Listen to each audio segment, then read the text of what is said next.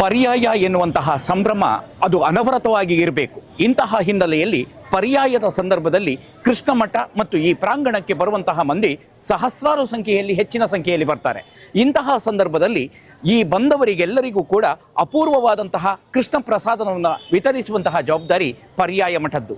ಆ ಹಿನ್ನೆಲೆಯಲ್ಲಿ ದಿನಂಪ್ರತಿ ಸಹಸ್ರಾರು ಸಂಖ್ಯೆಯಲ್ಲಿ ಬರುವಂತಹ ಭಕ್ತರಿಗೆ ಆ ಅನ್ನಪ್ರಸಾದವನ್ನು ಕೊಡುವ ಹಿನ್ನೆಲೆಯಲ್ಲಿ ಯೋಗ್ಯವಾದಂತಹ ಒಂದು ಕೆಲಸವನ್ನು ಮಾಡ್ತಾರೆ ಇಲ್ಲಿಯ ಪರ್ಯಾಯ ಮಠ. ಅಂತಹ ಆ ಮಠ ಮಾಡುವಂತಹ ಒಂದು ವಿಶಿಷ್ಟವಾದಂತಹ ಅಂಶವೇ ಅದು ಹೊರೆ ಕಾಣಿಕೆ, ಅರ್ಥಾತ್ ಹಸಿರು ಕಾಣಿಕೆ. ಈ ಪರಿಸರದ ಮತ್ತು ಈ ಪರಿಸರದಿಂದ ದೂರ ಇರುವಂತಹ ಭಕ್ತರು ಕೂಡ, ಕೃಷ್ಣ ಭಕ್ತರು ಕೂಡ ಇಲ್ಲಿಗೆ ಕೃಷ್ಣನ ನೈವೇದ್ಯಕ್ಕಾಗಿ ತಾವು ಬೆಳೆಸಿದಂತಹ ಕೃಷಿ ತರಕಾರಿಗಳನ್ನು, ಕಿರಾಣಿ ಸಾಮಾನುಗಳನ್ನು, ಜೊತೆಗೆ ಅಕ್ಕಿ ಮೊದಲಾದಂತಹ ದ್ರವ್ಯಗಳನ್ನು ಕೃಷ್ಣನಿಗೆ ಅರ್ಪಿಸ್ತಾರೆ.